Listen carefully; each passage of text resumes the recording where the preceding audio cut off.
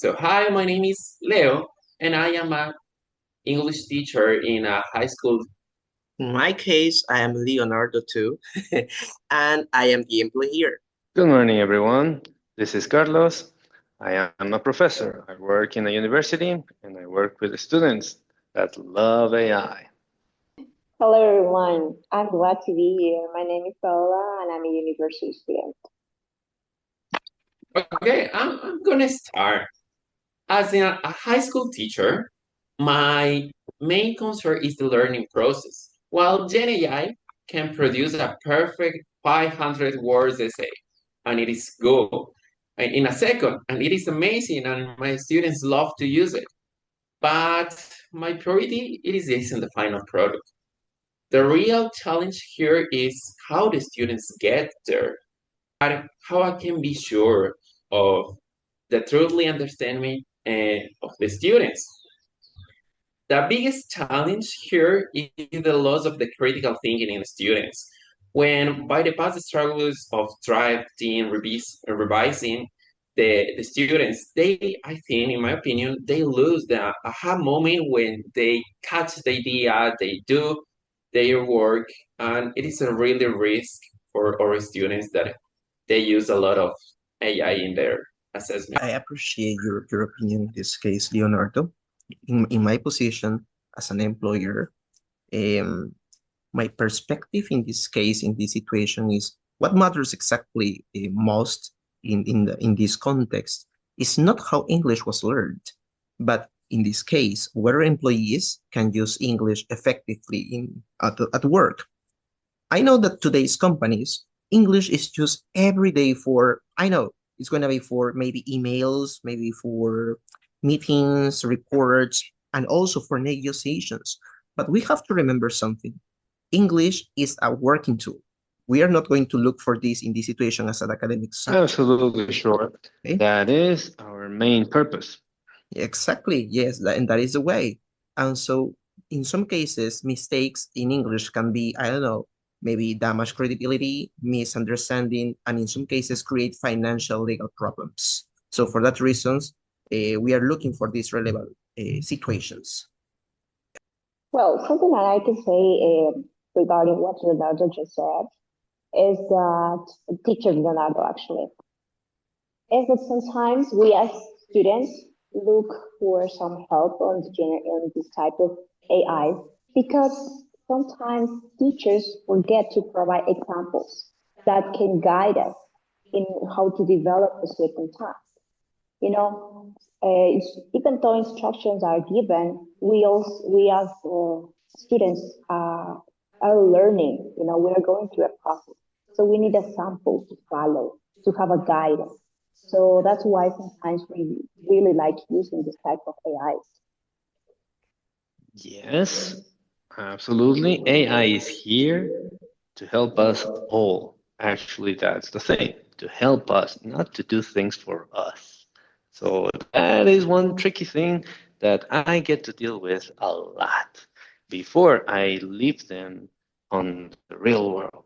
They have to think about the process and not only the results, not only to get things done like this. Alexa, I have this homework. Help me out. Help me with this thing. Or Siri, you know what to do. You know, we've got only 10 seconds and then we are going to play PlayStation. So, no way. I don't want that kind of thinking from my students. I want them to think for real what they have to do. And yes, unfortunately, we cannot have all the students to think about what is ethical. Are you actually doing your homework or are you asking a tool to do it for you? So that is the great dilemma here when we are talking about AI. It is useful. As teachers, we use it. We use it to help us a lot, but not to do things for us. That is the difference. Excuse me, Professor Child, but you know what? Sometimes, as I told you, we don't have a sample, but we don't also have a rubric. Sometimes we, as students, feel that teachers just give us a grade because they think that we deserve the grade, but we don't really have a very clear idea how we're going to be graded. So we must make sure to present something that is appropriate, that we think that is appropriate, right? That's why we ask with AI. In my experience, in my personal experience, I'm working in a high school in my country with a class of To answer, 30 to give of information, 40 students. and giving as a student. But several students give us, they didn't verify, they just copy and paste it, and that's it. But in the moment that we ask them, how did you get that result? How did you do it? Tell me about how was this step thing? My gosh, we get incredible answers, not even in their own language sometimes. So they just copy it and paste it, and that's it. And what do we do in class? Do we use screens all the time? I don't think so. But we tried. We try a lot to give them information so they can do it on their own, but not in a quick and fast and easy thing, but a well thought thing. So that means that they have to verify the sources, not just one simple answer from any AI, for example, Gemini or ChatGPT. They try different sources. So you can have your own thought at the end, not at once. That is the tricky thing. That is what I want students, because what are they going to do at the end, later, when they are on the real world? What can you tell us? What do you get, employer? Can you help us? What do you get from what kind of students do you get in the real world? Everybody, I understand your own point of view. Okay, and I am going to answer to each one in this moment. I know that maybe in some cases, okay, the students may stop thinking or may stop writing by themselves. And we understand that this is going to be a problem in the future. I know that this situation is going to be maybe uh, like a concern. Okay. So, however, in a workplace, okay, these employees, teachers, and at the same time some students, okay, they are expected to use tools as an effectively situation, not to avoid them. We are going to use it as effectively. Okay. So at the same time, okay, if students will never learn how to write without AI, they will struggle with some mistakes, with some AI fails. Also, there are some academic integrity because this is essential. Okay, this is completely essential. Okay, but remember, always I'm going to say this part: the workplace values practical competences. In this moment, okay, graduates must know how to use the AI ethically and with being transparently and not to ignore. Okay, also to give this as a conclusion for this part, education, education and employment should not move in opposite directions. They go in a straight way to make it better, the education for the students and the employment for the teachers and professors in an institution. So as an employer, when you get that the resume of of an applicant, so would you check the final grade of the person, or you just what did what characteristics or what aspects or what are the parameters that you focus on in order to hire a person, to hire an employee? That's a good way. That's a good question also. Thank you so much, Paul, for asking to this part. Well, you say that which is the final grade of the person, maybe as a checking in the resume. That's what you said, right? The characteristics. Yeah, this is a good question. Most of the time, when we are looking for some personal, in this case, some employees in the future, this is the personal characteristic that understand how maybe they, as a people, not as an employee, see, in this case, as a people, as a person in a normal way, they could give the balance of the ethical situation and also if they know how to do it, this working place as a competence. Okay, so this is the only position when they are looking for this situation in the future.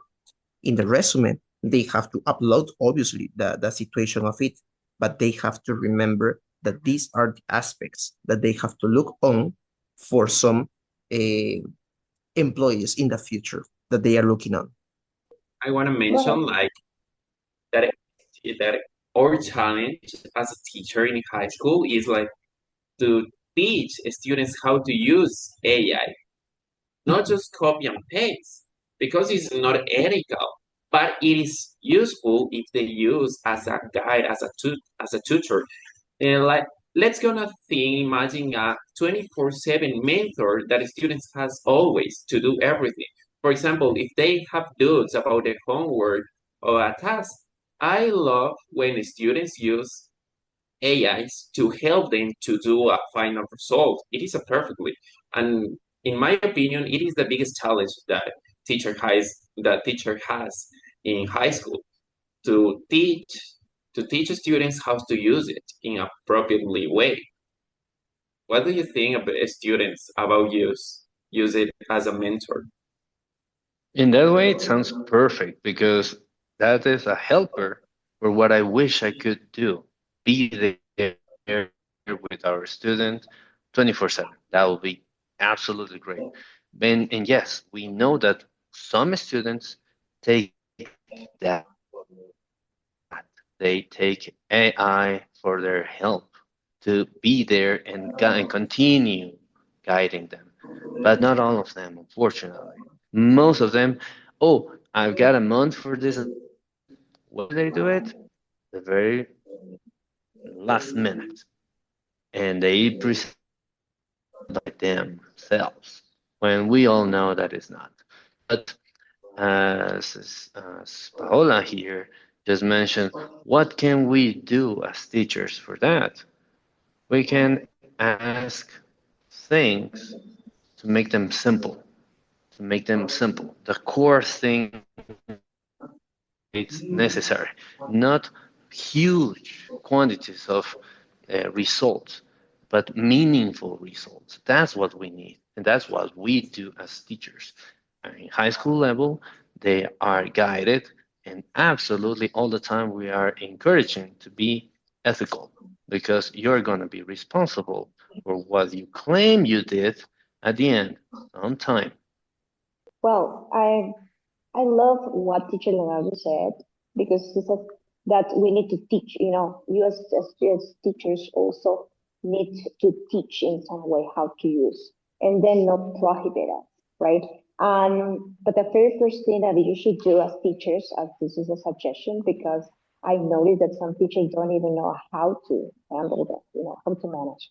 They say, okay, don't use ChatGPT, but they don't even know that which other benefits we can get from them. Like for example, what if we have different levels? You know, we are on different level learners in a single classroom. There's a for me it might be like a very headed or a very advanced reading, so I can also level it up this down a little bit. So if I am the B1 level, so probably I can change it into A2. So that's it. In that way, I can find it easier for me to understand. Because as we are huge groups, 30, 40 people in a single classroom, the teacher also doesn't have enough time in order to assess each one of us. So we need to look for, some help. Sometimes also our classmates are busy. We are also in different majors. So probably that's why we also looking for this type of AI tools. So what do you think? What do you suggest? Well, I have a lot of work to verify when I get too much information. I even get crazy stuff like Rincon del Vago and stuff like that. And I have to verify if they actually did it or not. And I get crazy stuff. But I could not say that it's the majority of the students. But yes, we provide how to use AI on your favor. So that is how we adapted ourselves. Remember, I'm very old school, so I have to get my students to use AI properly, not just to do things easy. So they have to go through the process. That's what's very, very important. And the same happens to us. We have to verify everything that was submitted to us, if the sources are verified or not, if they even went to the library. physically if they did go there or not, or even online if they did something like that. But though that's part of the rubric, in university we use that kind of help. We establish what has to be done properly.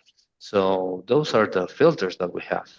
Eventually, in high school, my friend could help us with some information on how are they dealing with AI with teenagers, which increases a lot. But let me tell you, I have young adults, and they most of the times they look like teenagers already all the time.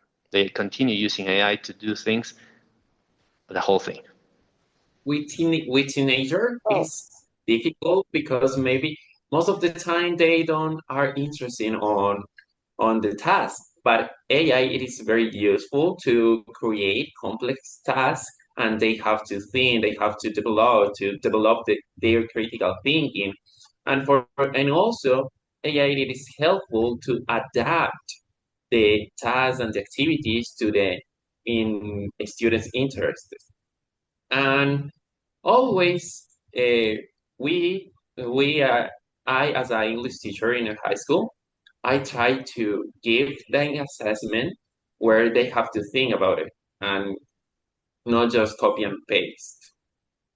Do you have any anecdote that you could share?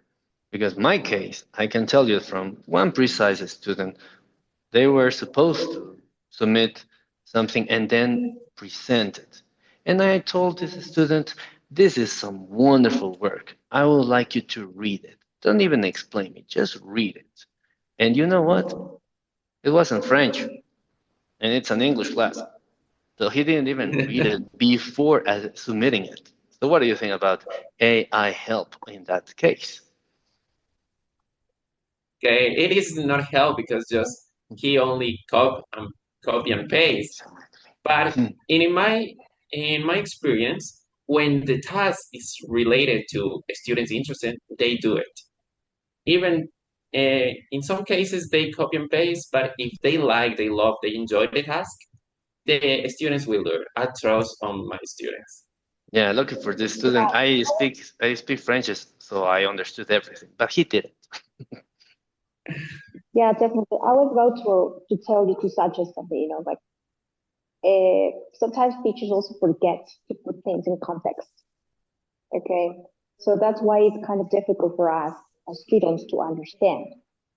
As a final conclusion, in my point of view, I can say that yeah, AI is a perfect tool that everybody uses it, but we have to learn how to use it in appropriately way because it is useful to help us not do the things that we have to do for us. Perspective, I am responsible. I have to push my students to go exactly from high school is critical. It's crucial, I will say. So, what do you think? Okay, so as an employer, man, my point of view is completely ethical and being ideal in a professional way. Because in this case, we have to remember that someone is not depending to the AI completely. We are not also to reject it. We have to working with, but not this working with us, right? This is not for us. This is only for as a tool. And the ideal employee has a solid foundation in English, and they don't have to, I don't know, have some problems with this equation and know how to use it responsibly. This is the profile, this is the face of companies that they need today. Okay, well, as a student, I can say that I use, I'm as a university student, I use AI in order to look for some information, for example, because there are some also gaps that we are left during the learning process. And I really suggest teachers and professors to train themselves in using this type of AI and also giving us some parameters or let's say creating some quality so we as students know what exactly we need to follow. Otherwise, we are going to be using something, or even though we are critical, we are university students, sometimes there is necessary a model, okay, something to follow, to focus on, and say, okay, I need to fit this and that. Otherwise, probably we're going for the wrong way. So that's what I think. In my case, I agree with the student, yes, because I use AI in class, showing them what to do and what not to do and what to believe and definitely what not to believe from AI. Sometimes it's just completely artificial, no intelligence at all, sometimes. Okay, so thank you very much. Thank you very much too, everybody. Thank you, Carlos. Thank you, Leonardo. Paola, Thank thank you. you for this. Thank you. I really enjoy talking with you, sharing your ideas, listen to you.